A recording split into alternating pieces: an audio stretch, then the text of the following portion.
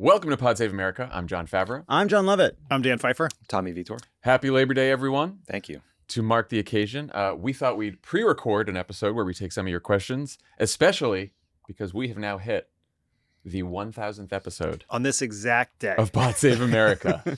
We did it. We saved. America's saved. Let's pack it up and go home. Months of conversation about whether or not this was really the 1,000th. There's zero chance it is, but No, and well, also, by the way, doesn't 1,000 episodes feel like somehow like too many, but also not enough? Like it feels like we've done more, but also how can we have done that many? We got to keep podcasting until this thing's too fixed. many takes. Yeah. Got to keep going. On a slightly serious note, the absolute best part of doing this for the last 8.5 years has been all of you, not you three. People listening. Thank you, John. You're cool We too. got it. We You're got cool it. too. We got it. You gestured forward, but it was towards the people. Yeah, it's the people who are out there.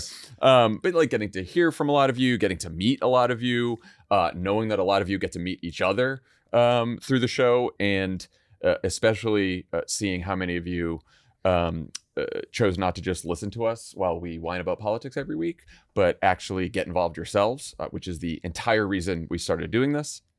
So thank you.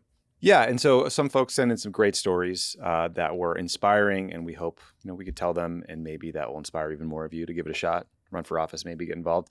Isabel told us she started with the pod as a 13-year-old when her dad would play it in the car on the way to school. Sorry about the Yeah, sorry. F-bombs. She's 13 in America. I think it's I've been okay. working on limiting my F-bombs.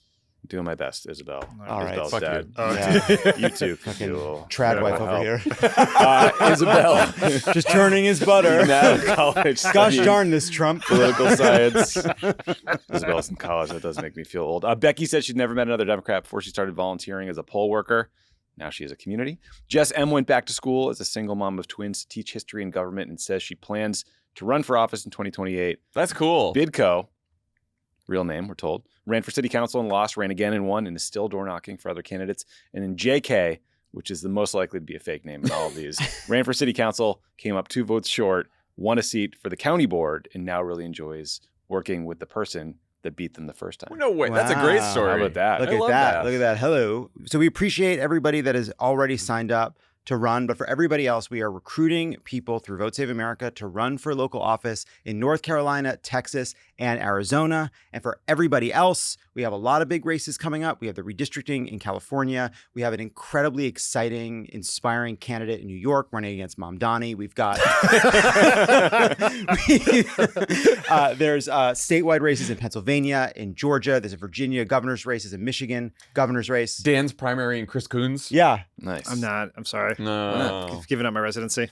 Someone did Oh, ask in wow. one of the questions, who's going to run Dan's campaign? So we got a couple of those. Okay, maybe I can move back. I'm not a details guy, you know what I mean? Yeah. I feel like we I want to be on the message calls like X. Yeah. I want to just think big thoughts and let other people deal with it. do a narrative. Who's chewing in the background? Oh, let's love it. Yeah, I look, if there's anybody that should say, I'm sorry, I'm not on the call, I dropped a donut into my phone, it would be me. Yeah. But I will send a lot of thoughts via email to your younger staff afterwards. Who forgets to put the call on mute when they order a breakfast sandwich? I'll fill that role. So again, if you want to sign up to run in Arizona, North Carolina, or Texas, go to votesaveamerica.com/run, or just go to votesaveamerica.com because there's a lot of ways you can help even in these upcoming elections. All right, let's get to some questions. There were a few questions about the midterm, so let's start there. Katie R. asks, Dan, with 2026 coming, I'm nervous about getting sucked into over-optimistic interpretations of the polling, but I'm also not willing to go cold turkey. What indicators, polling or not, should I be watching? Okay. KDR is actually me. I was gonna say, it's like they're all fake questions. Yeah. I would begin with just the simple premise that we are way far away from the 2026 elections. What the polls tell us right now is not very connected to what will actually happen. But as we get closer, I think there are 3 things to watch. One is the polling question called the generic ballot, where they just ask people who are going to vote for a Democrat or Republican. Right now, even though it doesn't matter, Democrats have in the average about a 3-point lead in the generic ballot. When we had our huge victory in 2018, the last most credible polls from like the Wall Street Journal, ABC, had the Democratic advantage at 7 points. So most people estimate that given how narrow the House is, 3 would be theoretically enough to overcome Republican redistricting, but it would be quite close. But still too early to worry about that. The second thing to track is Trump's approval. Now, as Biden showed in 2022, the direct connection between a president's approval and midterm performance is not what it used to be because we're so polarized. There's so much negative partisanship. But Trump really, the only way Republicans can do very well in these midterms is if a bunch of the people who vote only in presidential elections who voted for Trump or first-time Trump voters turn out in the midterms. And I do think Trump's approval rating is somewhat connected to that measure.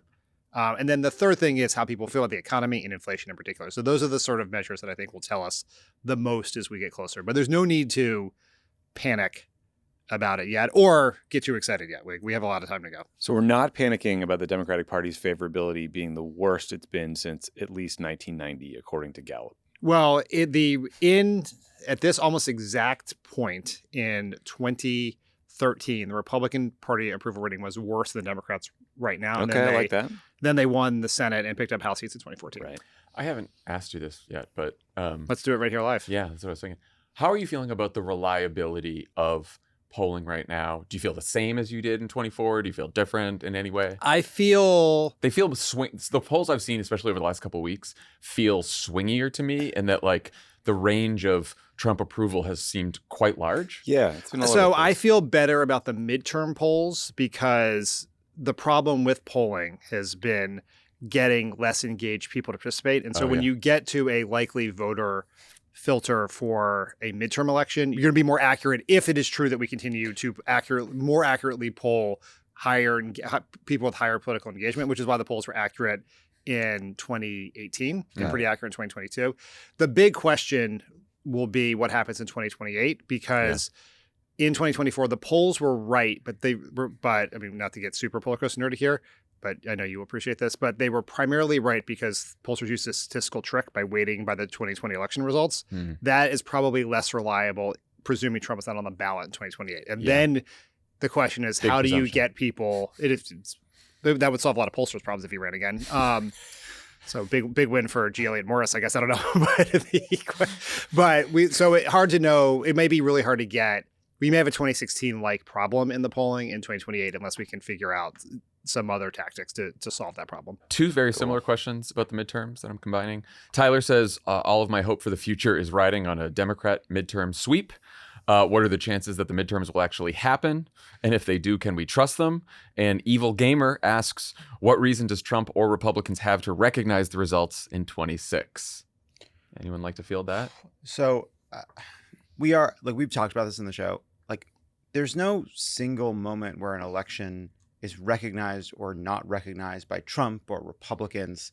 We are in some way, to some extent, protected by the fact that elections are run in this incredibly disaggregated way. That will continue to be the case. That doesn't mean there won't be intimidation. That doesn't mean we won't be having to worry about everything from people claiming the votes are rigged, people trying to shut down counts, ICE agents outside of polling places.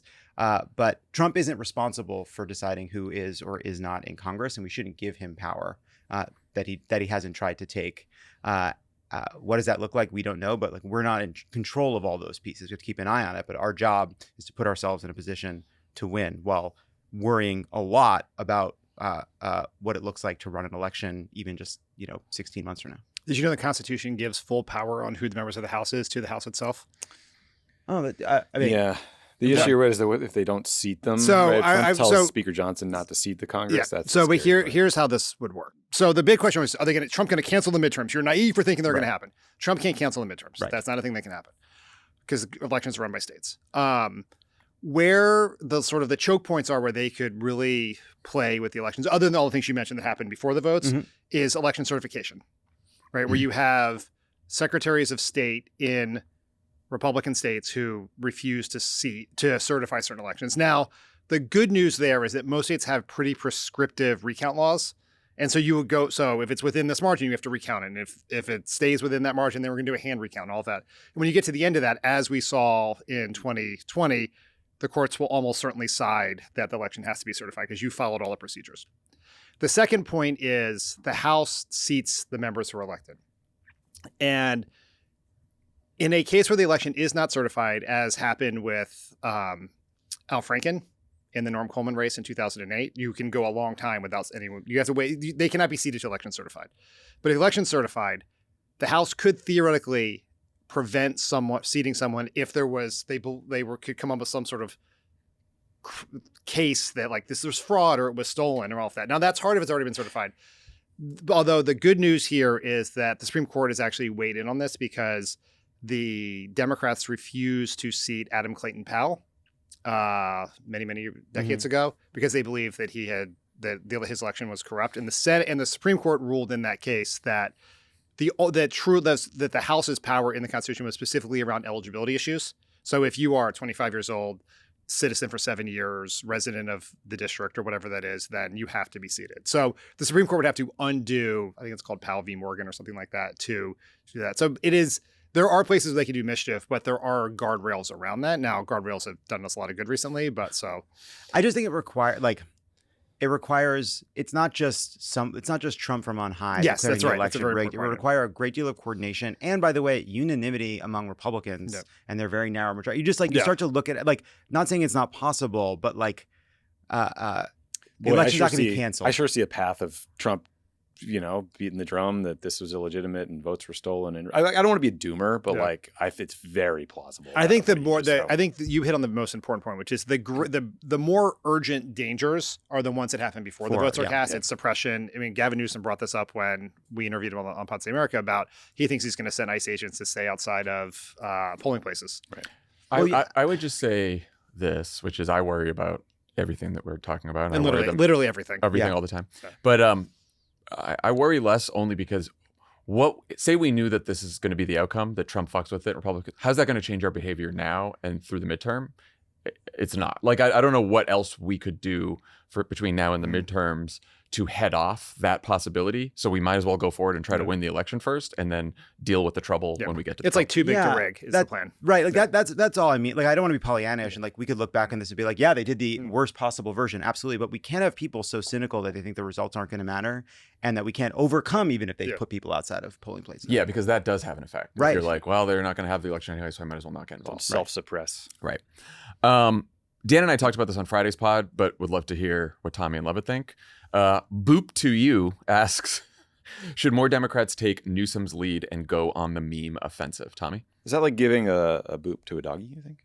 A boop to you. Oh, yeah. Boop on the nose. I don't know. Whatever. I don't think every Democrat should do a Trump impression, which is what Gavin Newsom is doing. I think there's a more important thing that Gavin Newsom is doing that is less covered, which is a broader strategic focus on independent media and progressive media.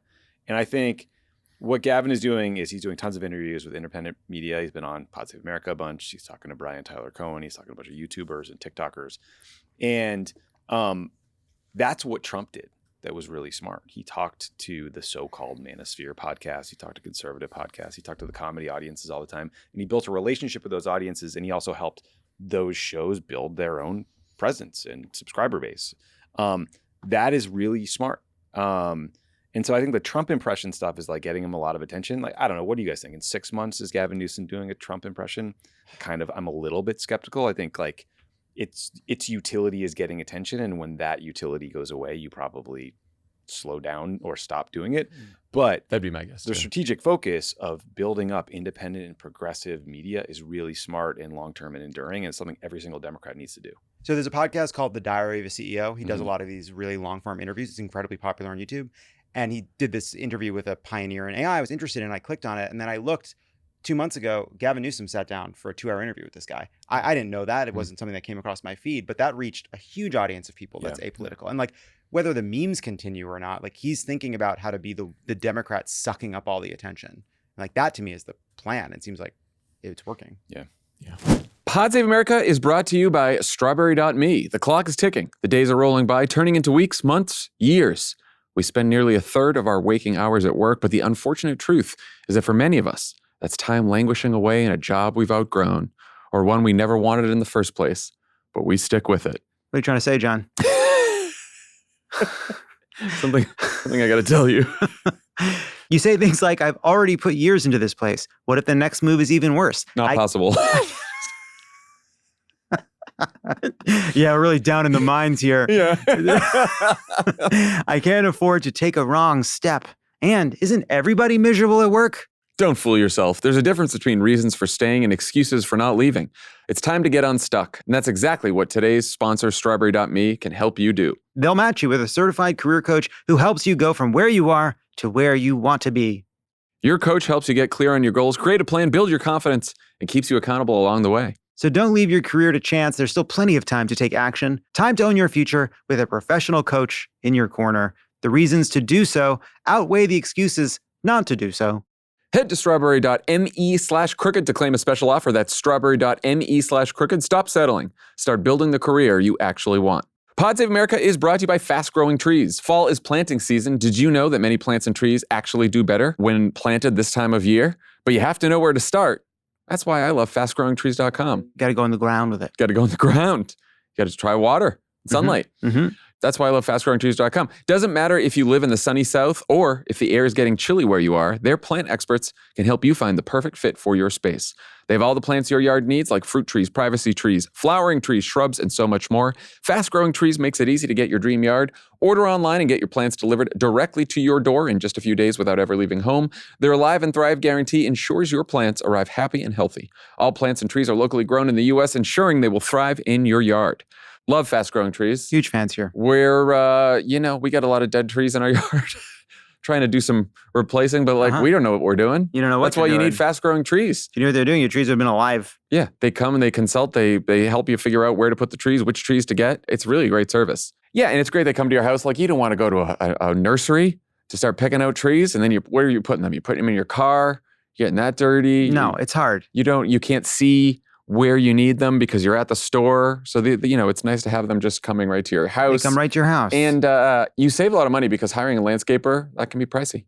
It can be pricey, and Fast Growing Trees, very affordable. This fall, they have the best deals for your yard, up to half off on select plants and other deals. And listeners to our show get 15% off their first purchase when using the code CROOKED at checkout. That's 15% off at fastgrowingtrees.com using the code CROOKED at checkout.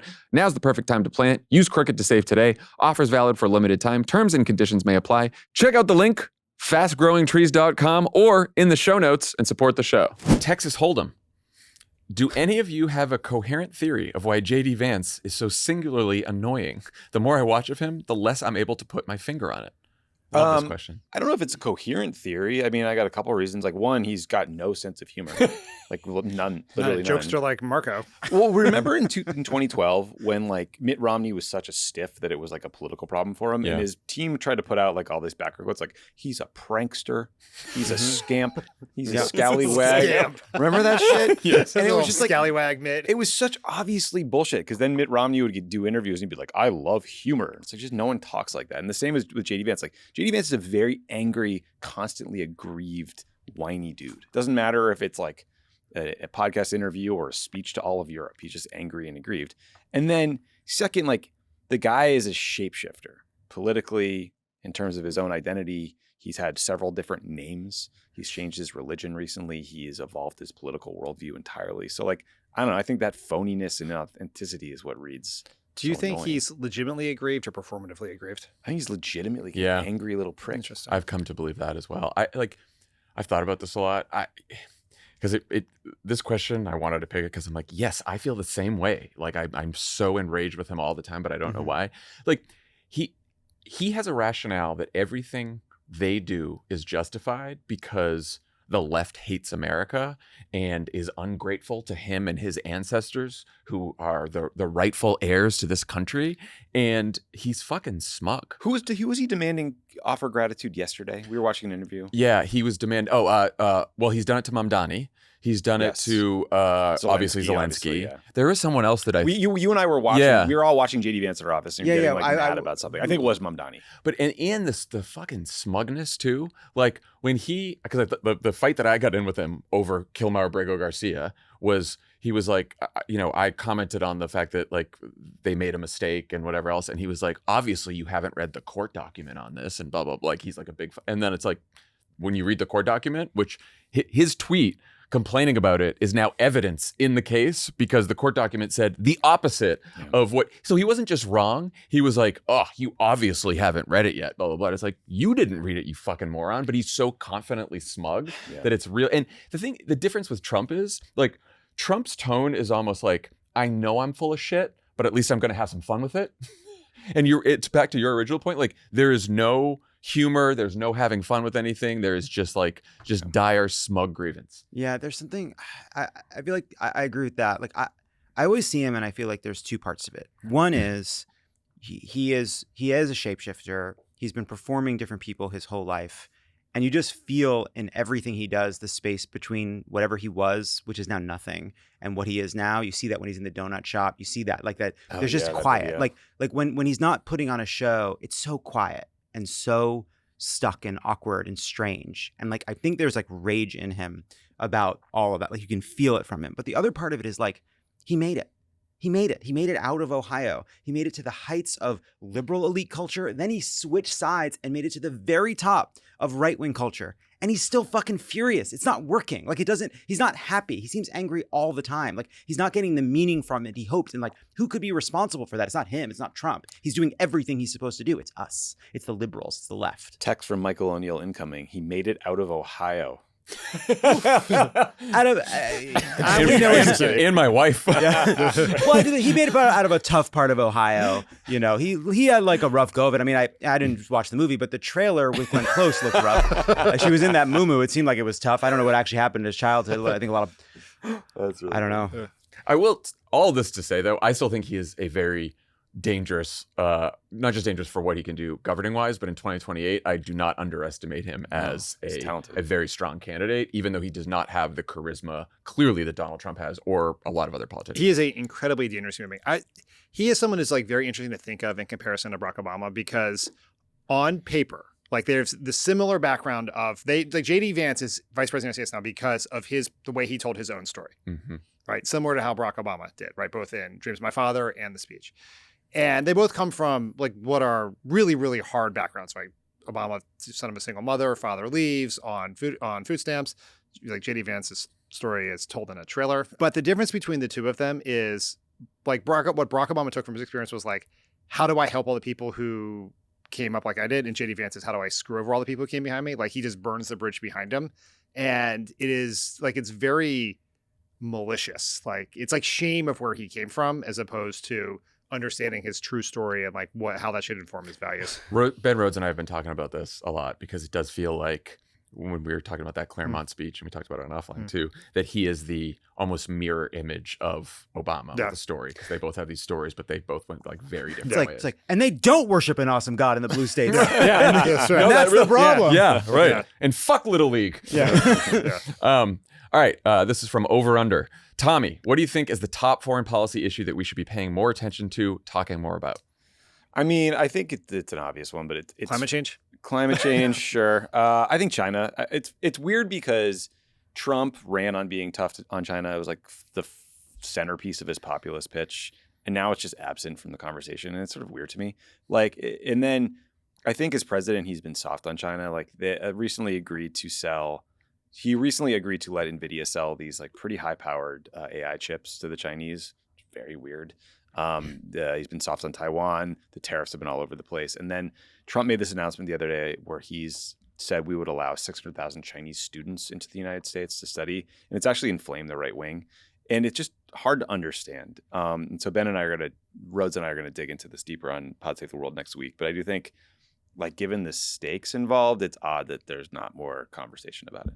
Can I ask you, what's going on in Venezuela? Are we going to war with Venezuela? What is happening? Are we there? attacking them? They're sending a bunch of naval ships and assets down to the region for like counter cartel something. To interdict boats? No, well, there's been a steady kind of effort to name drug cartels and gangs as terrorist organizations and to officially designate them and to sort of like socialize this idea of going to war with cartels with or without the approval of the countries involved, where the cartels are actually working, like Mexico, for example. And now we're setting naval assets down to the region. Like that, it feels like they are kind of trying to merge the war on drugs and the war on terror, and like the immigration stuff wrong here. Yeah. Do you think they have read the book or seen the movie Clear and Present Danger? Probably not. Or the movie Sicario, Day of the Soldado, which this is the exact plot of? I've not seen that. Dan, I think about the movie Clear and Present Danger all the time. It's one of movies that are part of a canon of political thrillers where the end result is someone tells the truth publicly to solve the problem. And if you imagine now a deep stater going before Congress and saying, actually, President Trump did this in a corrupt way, the credits don't roll. You know, the problem isn't solved. It's so funny. We've 1,000 episodes. I feel like we've had this conversation. We did, before. in fact, and I remember because the last time I said it's also the plot of Special Operations Lioness season 2, and you guys said, "What the hell is that?" And so I left that out here. It was actually the last time we did a mailbag, to be clear. Oh my gosh! Wow. This is a I'm long sorry. time, guys. Hey, it's a good enough point to hear it again. Who is the most controversial guest that you would low key have on the show? You can't low-key have a guest. You can't ironically have a guest. But yeah, who would we want? Yeah, no, I didn't. I know. I'm yeah. just quoting. I know. I'm just thinking about it. Isn't the question, doesn't it come down to, would you have Trump on the show? Of course. For sure, yeah. Yeah. JD Vance, sure. Joe Biden. He won't come. Hunter. I think Tucker Carlson would be interesting. Yeah. I think this gets Would at you a, ask him about his new 9/11 truther documentary that he's? No, I'm unaware of that. but you I'll be would honest ask with him you. if he was on. Well, I'll be honest with the listeners. Like, I reached out to him when he was talking about his opposition to the U.S. bombing Iran and asked if he would come on. He declined, but he was polite about it. But I think he occupies an interesting space where he's clearly MAGA, has some very extreme views that I find abhorrent, but also doesn't always toe the party line in a way that is interesting and I think makes him powerful in that space. Well, and then there's the creeping anti-Semitism that he's more and more flagrantly putting on display. That's part of it too. Yeah, I don't know. It gets at the bigger question, which we get a lot, depending on we have guests, is like, why are you platforming these people? And I think one of the points I think we've tried to make to people is, if someone already has a huge platform, They are platforms. they're already platforms, Yeah. right? And so the goal here is to have a conversation where you can hold them accountable for some stuff. You can ask hard questions. You can engage in a conversation on, like, at least you put with Tucker Carlson, like an area. Yeah, my goal with Tucker would have been to talk about why going to war with Iran is a bad idea and why Republicans and Democrats both agree that Donald Trump shouldn't get sucked into this conflict. Yeah. If someone is influential, you can't stop the influence. So just by not having them on different shows. Yeah, we've tried that. We've tried that. Remember Twitter? Yeah, Twitter, remember Twitter and Trump. And everyone got upset. Bernie Sanders talked to Joe Rogan, and Right, then it's right, like, right. well, that didn't work, did it? You guys have any controversial guests you'd have on? Mine would be Matt Iglesias. Kidding. I just don't even Pretty think about it that way Yeah. anymore. I just think that that's like not a way to think of, like, whoever would be interesting to talk to. Biggest Dickus asks, didn't make that up. Serious question. I'd really like to hear the crooked people's opinion on. I'm a government side civil defense attorney, and I'm being softly recruited to be a civil assistant U.S. attorney in a major metropolitan city. I'm here, so it's fair to say I don't share the politics of the administration, here being our Discord. This is a job I've really always wanted, but the realities of the moment make me want to run away. Is there any value or realistic need for people like me who care, are ethical, etc., in joining the federal government at this time? Presuming that eventually we're back in control, would I just be setting myself up to be purged and then hit the market with a scarlet letter on me? I thought this was interesting. Can I ask a question that someone else can answer the substance? Do you think you end up with the Discord name Biggest Dickus because you join to like talk about Call of Duty when you're 13 and then your interests evolve over time? Oh, that's such a good question. I hadn't even thought about why. And all of a sudden, Yeah. you just have the name Biggest Dickus and you don't Right. even realize? Do you remember messaging important communications advice to someone named Yum Peach Ice Yes, Cream? that was our friend Bill Burton. Yeah. On AOL Messenger, the Discord of our time. Yes, yes. I thought about this one. Like, I think I would not have said go in to the administration in the first term. I think in this term, you do it. And I think you try to be a reasonable voice. You try to push things in the right direction. And failing that, at least be there to document what's going on and to hopefully tell people. Like, I kind of think that's the situation we're in right now. Go in and take copious notes. Yeah. Right. I mean, I do. Like, And that Like, bear specific witness, role, yeah, you like know? that specific role, right, would be you'd have a pretty there's a pretty big kind of like yes or no question around whether or not you should be there when you're sort of handed a case. And you're like, oh, Right. this is about trumped up charges against Kilmar Abrego Garcia. I'm out. But until then, being inside and being a good person inside, like it's not about whether you take the job or not. Someone will be in the job. Should it be you or should it be somebody else? Right. and by the way, the people who quit because they didn't want to bring the case against Abrego Garcia in Tennessee, that was a signal to everyone else and to future judges and future courtrooms that, like, yeah, this Yeah. is a fucked up case. Yeah, I guess I don't know how much discretion you have in these jobs, really. I defaulted to where you were. Like, I think take the job, see if you can improve it from within. The person who's going to take it, if you don't, will probably be worse. But yeah, at some point you're going to get asked to prosecute the dude who threw a hoagie, and then it's nut cutting time, and you walk out. Yeah, I don't think you stay there forever, right? I mean, I'm thinking about all the CDC folks that just got Yep. pushed out, right? And they were like, look, didn't agree with them, wanted to try to make it work, tried my hardest to like, do the Maha agenda with as much integrity as we could have and to make it as best as possible. And it just didn't work, Can I just read for everyone a quick Maha headline? Yes, please. Because I just want everyone to know how healthy we are making this nation. I'm vamping because this Twitter is slowly loading. New York Times headline, Pediatric Brain Cancer Group to lose federal funding. A network dedicated to early phase trials of treatments for children with brain cancer will be phased out. Thank you very much to RFK Jr., the HHS team, and everyone at the Maha world making us healthier by, throwing kids out of a trial for pediatric brain tumors. Can I give you another Maha headline from today, Yes, also please. from the New York Times? The Dr. Oz run Center for Medicare and Medicaid Services today is launching a pilot program where they will now require prior authorization for medical procedures. And because normally in Medicare, you do not need that. They just grant it. And they've hired AI companies who are going to use AI to decide which are needed and which aren't. AI death panels. And the AI death panels, exactly right. Robot And- death panels. That's what we're And at. the AI companies make money based on the savings they get in Medicare, so they're financially incentivized Jesus Christ. to deny care to seniors on Medicare. Pilot program in 6 states. Hope it's A Palantir. couple of them are swing states. I noticed Arizona's on that Yep. on that list. So How do we not make a thing out of AI death panels? I feel like this, I know. It's what are we doing, No, Democrats? well, The AI death panels are distraction. I From got- what? from the pediatric counselors? From what? The Epstein files. Right. From what? The tariffs. Jesus Christ. All right. Friendly cabbager merchant. What does Crooked see as the next steps for a strong progressive media ecosystem? A convention or policy event similar to what MAGA has? Media partnerships consolidation? ? Boy, do we have an event for you guys.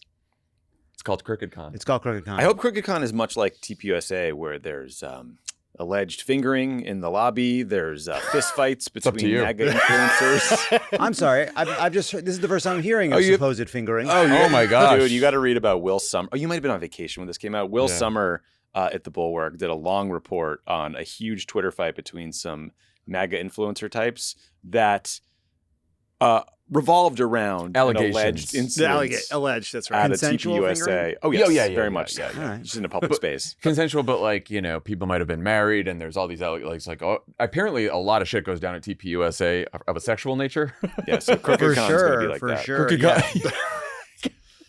That's what I'm CrookedCon.com. saying. Get your tickets. Meet the love of your life. See you in the lobby. Meet the love of your life or meet the love of your weekend. Huh? CrookedCon.com. Works. Did I you think guys read that's that good. directly from the marketing team's pitch? Or not? I think that works. I think that's pretty good. Anyone else want to pitch CrookedCon Yeah. for Yeah. other? I mean, I think that was the best pitch for it, Yeah. but Oh, yeah. we're gonna Yeah. have a good time. Less pointing fingers among Democrats. Finger pointing. Less finger pointing. More. The circular firing squad is something else entirely. I'm triggered.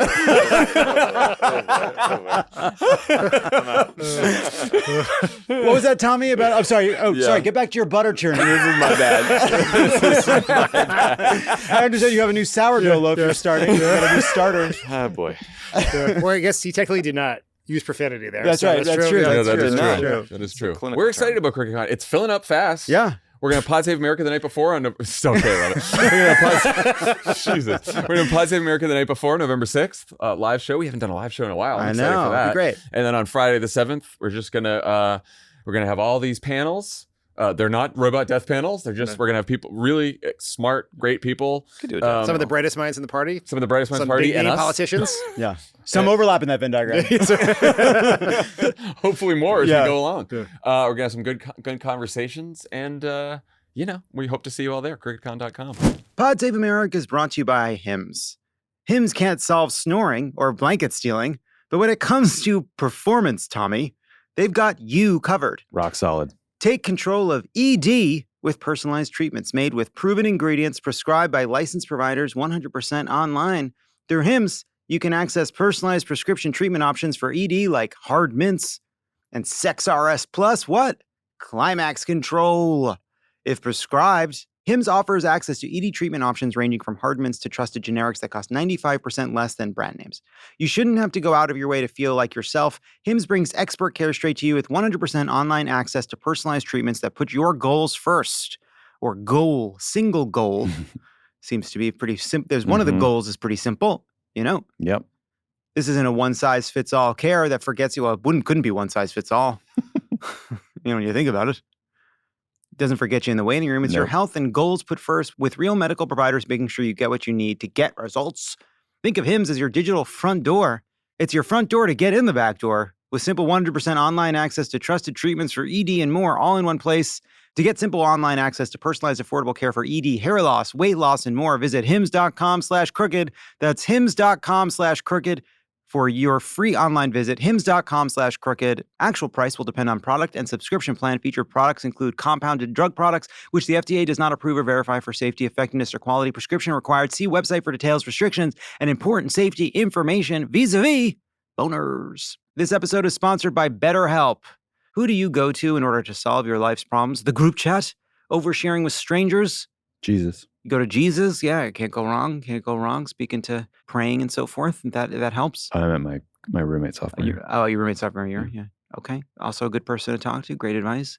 BetterHelp has been helping people find solutions to their problems for over 10 years and have a 4.9 rating out of 1.7 million client session reviews.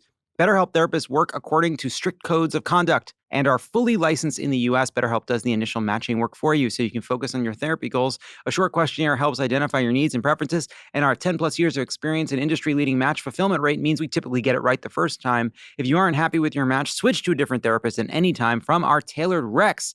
Fully online, you can pause your subscription whenever you need to and switch therapists anytime at no extra cost. With over 30,000 therapists, BetterHelp is the world's largest online therapy platform. Having served over 5 million people globally, it's convenient too. You can join a session with a therapist at the click of a button, helping you fit therapy into your busy life, plus switch therapists at any time. Therapy can help. Look, we're therapy boys. We've talked about it. You got to talk to somebody. And especially if you think you don't have to, that's when you absolutely do have to. Good point. There's a lot of people that can't get therapy, and that's wrong. But if you can, you should. You just should. As the largest online therapy provider in the world, BetterHelp can provide access to mental health professionals with a diverse variety of expertise. Find the one with BetterHelp. Our listeners get 10% off their first month at BetterHelp.com/PSA. That's BetterHelp, HELP.com/PSA. Do any of you guys play fantasy football? Are you excited for football in general this year? Are the Pats back? You want to start with the Pats, Tommy? I don't know if we're back, but we're better. I mean, Drake May look good. Mike Vrabel's good. Josh McDaniels is back. Picking up Stephon Diggs. Travion Henderson. Yeah, we get some good players. So I play fantasy football. Mm-hmm. I play a lot of fantasy football. It's really a house. Are you in multiple leagues? I'm in multiple leagues. Wow, that's how many? Keep track of, Dan? I'm in 2 main leagues. I have a dynasty league on top of that. Okay. And I now play best ball fantasy football. What's which that? is you draft your team at the beginning of the year. You play in like large field tournaments. And then you don't have to do anything. It just takes the best scores. You have to manage it. That is so much to keep track of. Well, the best ball thing, once you do it, it's done. I was in 2 leagues one year, and I was like, I could barely fucking pay attention. I think more people in politics should do fantasy football, or I'm not going to urge people to do gambling, but I do think there is like a real lesson in understanding that's like applicable to political strategy. There's like understanding value and understanding ceiling versus floor outcomes.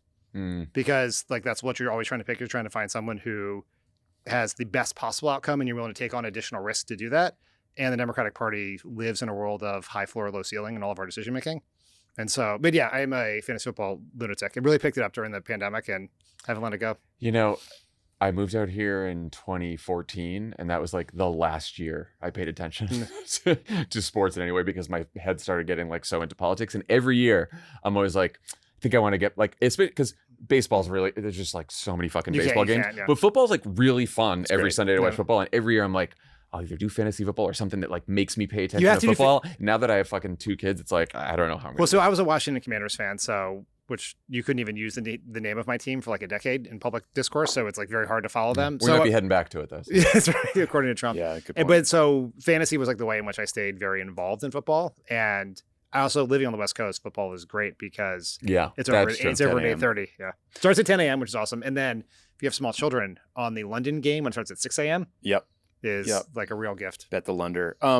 This conversation made me think of something that pissed me off about JD Vance. I remember what it was. So JD Vance did an interview yesterday with this guy on Fox named Will Kane, who's basically got a set of veneers who was given a show. And they were talking about Ohio State versus Texas, I think. And clearly he'd been prepped that this was going to come, right? Because like Will Kane's like, I got my orange tie and you're a Buckeyes guy, JD. And JD's like, I'm told that the Buckeyes are an 11-point dog. And Will Kane, who came from sports media, was like, no, that's like not even close to the line. He couldn't even pretend to be nice to him about it. Like, it was funny because it was a rare moment when Will Kane was like, what are you talking about? If you understand anything about gambling lines or football, it would be fucking absurd for the defending national championship points dog at home. Like, it's impossible. It's crazy. Yes. It's crazy. So like, again, total phony, was beclowned on Fox News. By a clown, literally. It was the first beclowning ever done by a often beclowned person, Will Kane. Yes. To our earlier conversation, immediately blamed someone nameless staff, on it. Yeah, blamed He his was staff. like, someone, I don't know, someone sent me a link with the line. Someone sent me that line. Did they? Did they? I think you got a prep document. Glad that you're getting good information all the time. Yeah.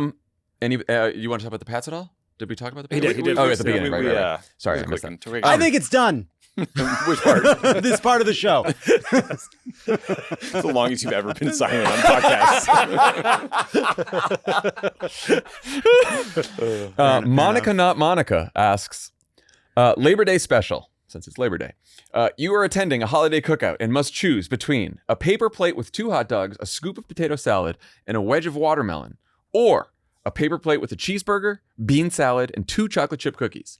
There is a condiment table with standard toppings, but between you and it is someone who wants to critique your recent Twitter posts, so you may have to do without. You have arrived late, and the only remaining beverage to pair with your food is LaCroix Limoncello. Which plate are you taking? Why is this question hurt my head? Why is why is the paper versus normal plate? Why is that so highlighted? Because I'm sure this person thinks you don't need a straw with your coffee. So I think it's for me. I missed the paper plate part. Here's Sorry. what I do. I take the cheeseburger in one hand. I take the 2 cookies. I just throw the bean salad out. 100%. Now I'm mobile. And the limoncello. Now I'm mobile. Yeah, I don't want the limoncello. This the whole thrust of the question. They're trying to figure out whether you want a hot dog, hamburger, bean salad, whatever, and whether you're willing to whether you love condiments so much that you engage in an awkward conversation about your Twitter feed to get them. Yeah, I just took it as like, which plate you can't have any condiments. Which plate do you pick? Oh, to me, it's easy. I just pick the hot dogs. Yeah, I would pick the hot dog. Bean salad is not that, and I like watermelon, and bean salad is not that great. What is at least I don't think so. I don't know. It's like there's some mayonnaise in beans. Let me tell you, that's based one. And I like potato salad, and I like hot dogs. Okay, that's great. That's me. I don't know. Yeah. Anyone else got And I think if somebody criticizes, I think the best thing to do if somebody talks to you about something you don't feel like talking to, but probably just agree with them more than they ever expected. It was a stupid post. Right here, I'm out. You're right. You got my number. I totally hear you. It was stupider than even you're saying. Man, do I regret that. Moving on. Have never gotten in a fight with someone in person over my tweets. Yeah, this is not likely to happen. Yeah. I know that could surprise a lot of you. Handy Pants.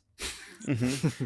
You guys have been doing the podcast. Handy Pants sent this in directly from TP USA conference. Confirmed at Crooked Con. Handy Pants. You guys have been doing the podcast for a good while now, 1,000 episodes. Looking back at those first few years, how have each of you changed as podcast hosts? Who would like to begin? See, there's a lot of growth. Yeah, I changed this show. That's what happened here.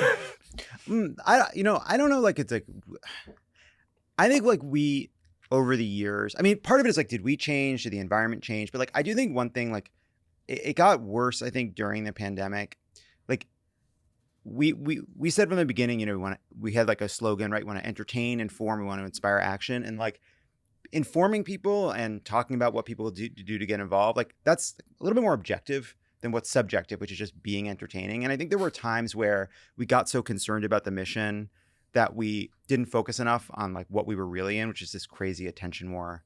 And I think sometimes we felt like, oh, people would message us like, you guys got to talk about climate change. It's so important. And so then we would try to force it in or try to prove we were doing what we were meant to do as like good members of the resistance, which led to, I think, a worse product. And I think we've gotten more comfortable just feeling like it's very important that people come back because it's like a fun conversation, and that's not like a nice thing. It's like a necessary thing. I think that's one thing we've done differently over the years. It's taken me a while, and I've not gotten there yet, but I think more about what do I want to say about this, and less about how it's going to land necessarily, because I think if you're constantly like, oh, this take will get me in trouble or someone's going to be mad about this and whatever else, then it just makes the conversation tighter and also just harder to have. And you just start feeling like, if I have a platform to say this stuff, I might as well say what I it's not to not be thoughtful about what you believe, but like I just try to say what I believe, you know? Like, I love doing this podcast. I'm very grateful to you guys for starting this company so I can do this podcast. Like, I love talking about politics. I love talking about smart, entertaining people who are my friends.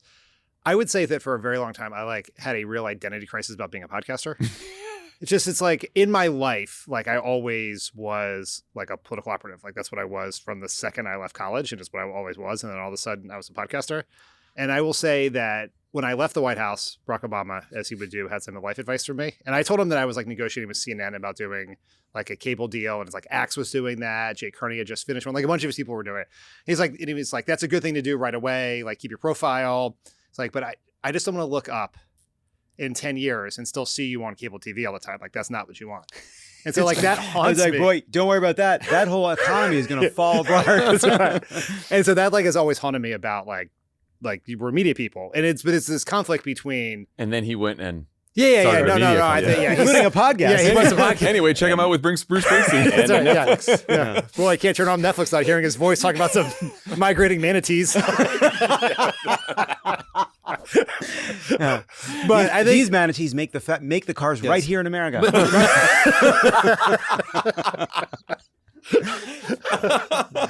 but like there was this like it took a while. It really has been probably since the last couple of years, but just like this is politics now. Right? Yeah. Politics and media are the same, and it's information warfare. And even though I would like say those things and write those things, like it took a while to like adjust in my head that like the way I will contribute to politics going forward is not like being on conference calls, like going through polling data for candidates like you used to do, or like working on messaging or pitching reports or other thing. It's like having a platform and using it and thinking about ways in which you can grow the platform and other people can grow the platforms and stuff like that. It's understanding that media is politics now. Yeah, you want to clear a room? Tell people you're in podcasting. You know what I mean? Can I tell you the hardest thing about just like going about life is when you're like at the playground with your kids or you're at a birthday party with your kids and like, so what do you do? Yeah, no, it's hard. I never engage on that. Well, in an Uber on the way home from a trip recently, I told the guy I was a consultant, and usually that just like ends the whole thing. And he's like, what are you a consultant in? And I was like, PR. He's like, you mean like marketing?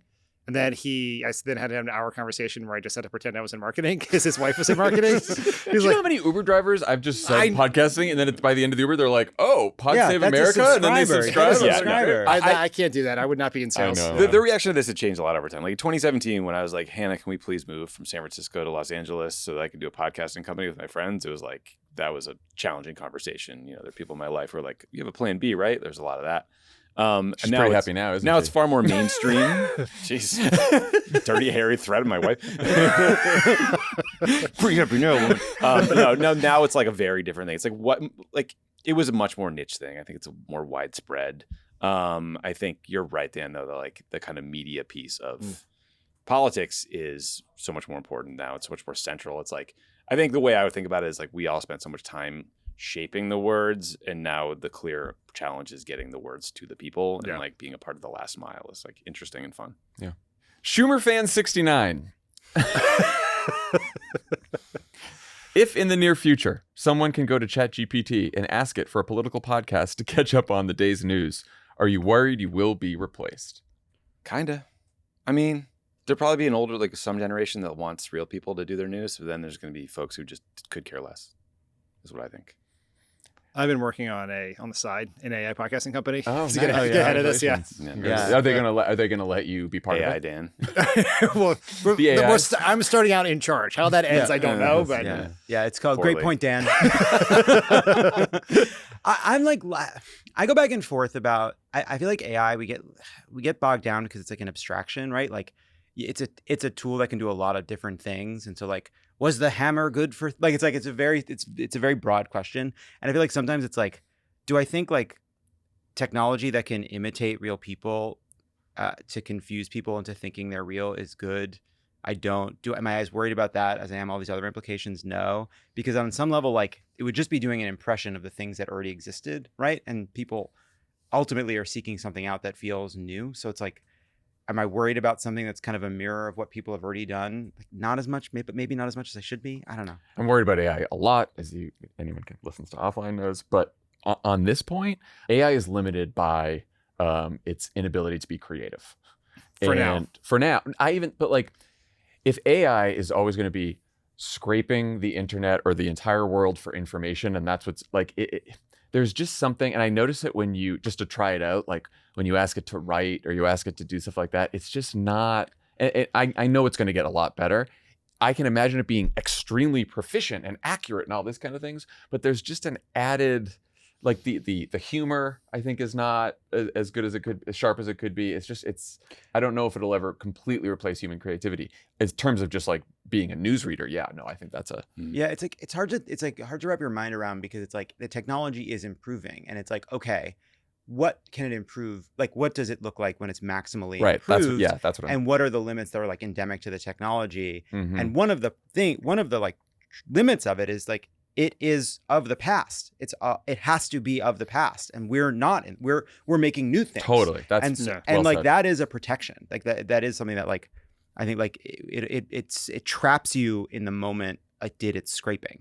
And that can never change. Right. No matter how good it gets. Right. It can't change. I mean, we're all trapped in the past, and we have the capacity to take what's in the past and use it to project new things forward. That's sort of where I am too. It's like, I think that's what creativity is. It's like kind of taking information that already exists in your brain and like connecting different strands that people might not think of otherwise. Yeah. I think what it's missing though is individual human experience, right? Like it can't ever. That's the thing. Potentially, unless Till reads all the memoirs in the world. Like, but then like, okay, when like someone makes a video or a fake photo, wow, that looks really real. It only has a function in a world where people expect most things to be real, right? What is it doing an impression of real things, right? And in a world where there are fewer of those real things, it starts to have less meaning and have less utility, because it has to do the trick. Yeah. Like it has to do the function of replacing someone. Those people need to exist to be replaced. Right. Well, we'll see. Christy Gnome's Injector asks, that's a great one. Due to a series of shocking coincidences and mishaps, you find yourself trapped in an undersea habitat, stocked with food and water and little else. The seas are rough, and it will be between 2 and 3 weeks until you are rescued. Oh, so 2 and 3 weeks. Okay. You are down there with one other person. It's either Stephen Miller, Don Jr., or Marjorie Taylor Greene. Of the three, who do you hope it is? It's an easy one. Don's got drugs. So. It's not Stephen Miller. Yeah, that's Yeah. What's the easy one for you? Marjorie Taylor Greene? Yeah. Me too. Marge. Wow. What a great way to meet your crush. Yeah, you're doing workouts. You know, you were gonna go Don Jr. Well, huh? I just want to make a joke about him having a bag, but I think Marjorie Taylor Greene is the more fully formed person, surprisingly. What's interesting is when I made I up did think these about questions. those two were tied for me. Stephen Miller's like, you push him out of the habitat. Yeah. Well, I thought it was more evenly balanced. I pushed myself out of the habitat. Right. You did? Exactly. Christy Gnome's Injector? Yeah, I'm Christy Gnome's Injector. Yeah, Lovett did this question. Yes. And I thought it'd be more balanced in part because, but as I say it, no, I think we all I would rather spend the time with Marjorie Taylor Greene, because I do think she has a genuine ideology, but so does Stephen Miller, but he's so heinous. But when you maybe like learn something, trying to kind of understand him, like after the time, keep in mind on Katie Miller's podcast, JD Vance did say if he could pick one cabinet member to fly transatlantic with next to on a plane, he would pick Stephen Miller, even though Stephen Miller's not in a cabinet. That's how much he likes Stephen Miller. He said that to Stephen Miller's wife. Yeah, but she gave him an out with the cabinet. But just a perfect example of why he's the phoniest loser. That is such a lame answer. It is not what the question asked. You're kissing the ass of the person you're naming. It is like, you suck. In fairness, probably more powerful than most of the cabinet. That's true. Yeah, that's right. I think the answer has to be Marjorie Taylor Greene. I mean, just imagine you could egg her on for conspiracy theories. So like, Marjorie, it's day 7 here. We're still waiting for the rescue boat. Tell me about the Jewish space laser again. Right. Yeah. Or the CrossFit classes for free. Yeah. You think you could get good info out of Don Jr. that could be useful about somehow? his dad. Yeah, that's the only thing that just popped into my head. That's interesting. He probably has good stories. Well, I think as many intelligence agents have figured out over the years, a little bit of flattery, a couple drinks, he eventually softens. That's true. Okay. This is Lovett's second question. I'm with that little girl is me. Solid combo. You can open a portal right now. You will either see yourself 20 years ago or 20 years from now. Would you rather tell your past self about the future to change our present, or learn about the future so that you can shape it from this point forward? That's a really good one. I'm definitely going to the future. I feel pretty good about where my life is now. Wait. Right. You can either go to the past and Right. make your present better, or you can go to the future and have knowledge, bring knowledge back to the present. And you'll go to the future. I'll go to the future, both because I think you can maybe help change the world, but also, just like in Back to the Future 2, I would get the lottery numbers and the Super Bowl winners. Austin has a thumbs up to that. No, you fly back and go back in time. You either say buy Bitcoin, or you go in the Oh, future that's a and you good tell point. yourself I did not think about that. run from the machines. Yeah, tell the machines you really like them starting in 2022. What if you go to the future, though, and it's just like an apocalyptic wasteland? That'd be bad. And you don't know how or why. Oh, you know what? You've really caused me to question my initial answer here. But what's interesting about this, what I like about this is going in the direction I thought, because I did think everyone's initial response would be, well, I love my life. Yes, Trump is bad and things are bad, but this is the life that I have and where I led. I'd love to change my future. My initial response was go to the past. But the thing is, if you what are do you go to the dissatisfied past, about your present? No. I think it's funny because this is how It's hard. Broken my It's a brain tough is. one. I didn't even think about my personal life. I just thought about the politics in the world, and I was like, we go back and we Don't write that joke. Don't give those jokes. yeah. Good to see you, Mr. Trump. You're gonna have a proud future in politics. And tonight I'm naming Donald Trump to my cabinet. Hey, you know what you need to do? Run the Kennedy Center starting today. Oh, that would have been so good. Yeah. Hey, but it's interesting, right? Because then you're saying, okay, I would like to have information about the future to change it. But you didn't have that about a present you currently have that you wouldn't change. And if you went back and gave yourself in the past information, it would not only give you power now, it would give you power 20 years from now. So that to me is what's interesting about it. It's interesting. Cool. Yeah, buy Bitcoin. Smart.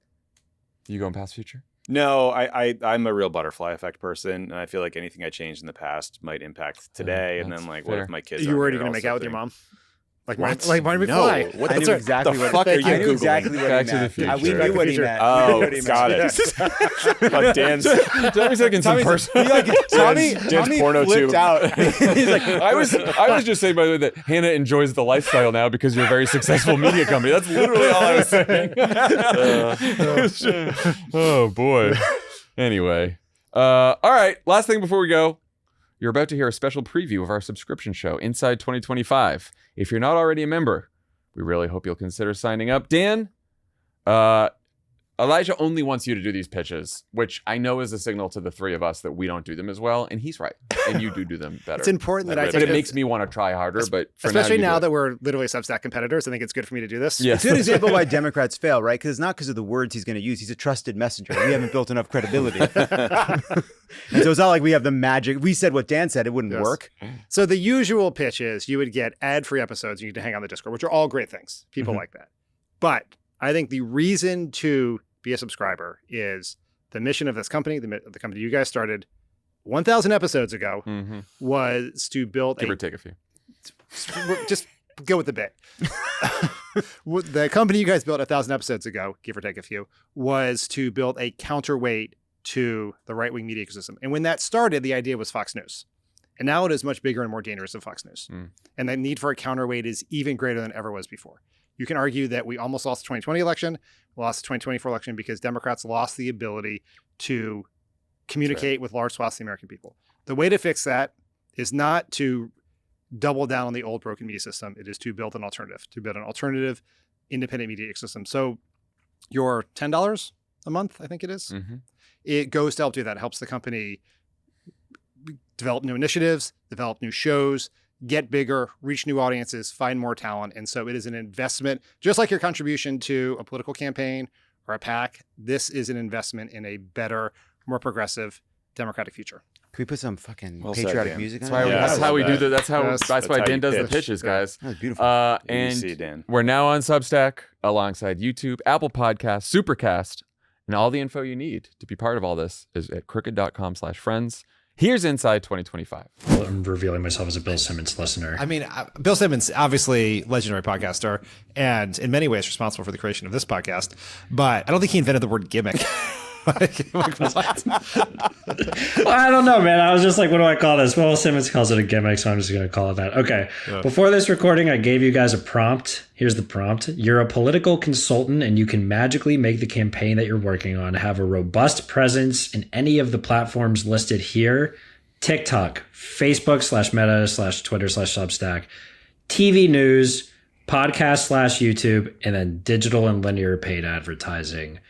Rank those in the order you prefer your campaign to have a robust presence on, and then let's see how much you guys align. Dan, what's most important for you? Before Dan goes, can I just ask why you grouped, I know Facebook and Meta obviously, but why you grouped Facebook, Meta, Twitter, and Substack all together?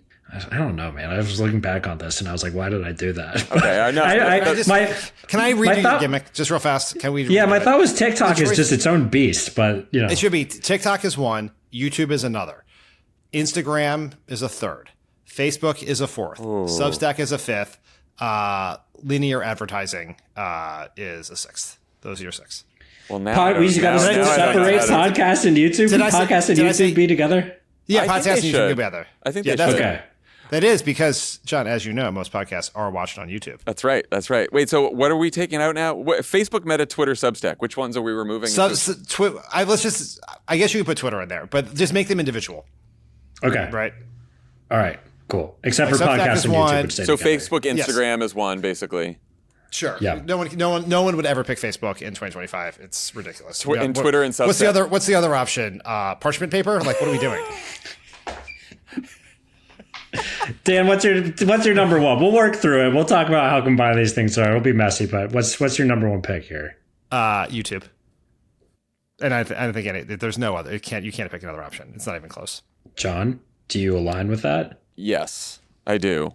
Can I guess it's because YouTube feeds all the other ones? You get clips on. You do something on YouTube, and then you Yes. get clips on all the other ones, including cable news. That's where most people in the country are watching. We're getting their content right now. Is YouTube. YouTube is TV. That's the thing that people don't recognize is that many people are now watching their YouTube, not on their phone, not on their tablet, not on their laptop, but on their actual television. In 2024, 1 billion hours of YouTube were consumed on TVs globally, and that number is going up. It's particularly going up among Gen Z. Okay, so then what's your number two? If it's the same thing, I'm going to be upset. I hope you guys have some deviation. No, here. because there are clear answers here. It's TikTok, and you shouldn't pick anything else. John. Get ready. Oh, please say Facebook. Well, first of all, there is a fuckload of people still on Facebook, just not any people under 40 And under 60. and under. Yeah, right.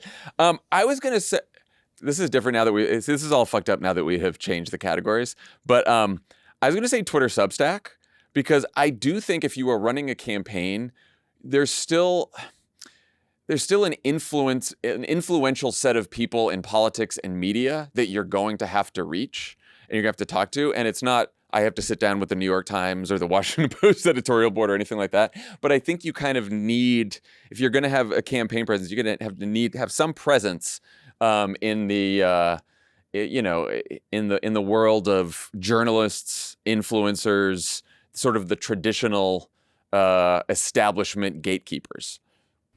No? Are we talking primary or general election campaign here, Elijah? Both. I mean, you got to weigh That's them why I was both thinking together. both. And I think certainly for primary, you need that. Yeah. For general, do not care one bit. Right. But I thought we were Primary, running yes, a campaign because- from the beginning. That's why I did that.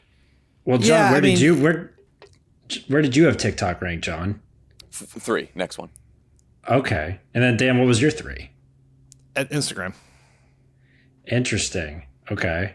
Why Instagram? See, I'm going to build a bottom-up campaign where I'm going to reach voters first, and then the elites that John is fighting with on Twitter will then see the success of my campaign and then start writing about Where it. will they see it? In Iowa or Michigan or wherever the so first wait, state it's is, a where all the people are surprise. coming out. Just- Yeah, or when I'm sending out. We're not going to not be on Twitter. I would just rather have a robust TikTok presence to reach voters first, and then we can tweet out our massive TikTok following numbers. And you think that is it just because Instagram has a bigger user base than TikTok that you would Yeah. rank Instagram? Oh no, because you put TikTok before Instagram. TikTok, yes, and I would pick TikTok over Instagram. Now, why And did you do Instagram that would if be second. Instagram has a bigger bigger It's reach? Great question, you're John. because one, TikTok sets culture in a way that Instagram does not, right? As someone who has mostly abandoned TikTok and Instagram Reels for my short-term memory. But the one thing is that whatever is cool on TikTok shows up on Instagram like 3 weeks later. It's just more culturally relevant, reaches more young people. It's a cultural driver of what's happening in a way Instagram is less so. Dan, what I'm hearing from you is you are an admirer of Zoran Mamdani's campaign. Absolutely. That's actually the one, that is like when you talk about like how you build your campaign and then you get the elites last, that is an example of how that works. AOC is another example of how that works. Bernie, frankly, in 2016 is another example of how that works in a very different media environment. All right. So Dan, what'd you have number 4? Substack Twitter, probably. John? Did I do Instagram? No, you haven't done Instagram. You've not done Instagram yet. Yeah. Instagram. Well, no. Facebook, you haven't done Instagram. TikTok. I did Did TikTok. you do TikTok? Yeah. TikTok was his 3. Yeah, TikTok was his 3. Now, and then Facebook, Instagram is 4. Yeah. So you guys both have TV news and digital/linear advertising, paid advertising as your 5 and 6 here. Yeah, my 6 is TV news. I mean, I'd cross it off the list. No, I would pick a robust early stage billboard presence over dominance of TV news. I would love to have some people who are working in Democratic politics right now do this, because how much you want to bet the digital and linear paid would be further up the list than where we depends. Are they? Depends on what part of the industry they work in. Do they make money off of it? Yeah. I mean, I don't think it's just making money, but some of the people who work in politics genuinely believe that digital and linear paid are sort of underestimated by the pundit class and everyone else who doesn't work in Democratic politics. I fundamentally disagree with Me that. too. Me too. Level. And just I think here's what I would think about is if you are 40 years old, your entire life has been about skipping ads, right? Skipping them on your DVR, just ignoring the digital ads that pop up at you on Facebook when you were a kid, just skipping right past them on Instagram stories or TikTok. And you just are culturally attuned to not believe a advertisement paid for by the people who want you to vote for the person or buy the product. And that is and it's also almost impossible to reach people under 40 with paid television ads, because they are, other than major sporting events and award shows, you can't run political ads on TikTok. You can't run political ads on Netflix, the 2 biggest platforms people spend their most time. Or also on YouTube, people are constantly skipping that ad at the beginning of it. And so you have everyone under 40 doesn't get or doesn't believe in ads. And next election has to be 45. Election after that has to be everyone under 50. It's everyone. It's just, you're just you cannot reach young people with linear television ads. You cannot find a less efficient way to spend money right now. Interesting. I'm very fired up about this. That's our show for today. If you like what you just heard, please consider subscribing on the platform that makes the most sense for you. Crooked.com/friends to learn more. Hope everyone had a great Labor Day weekend. Dan and I will be back with a new show on Friday. Bye, everyone.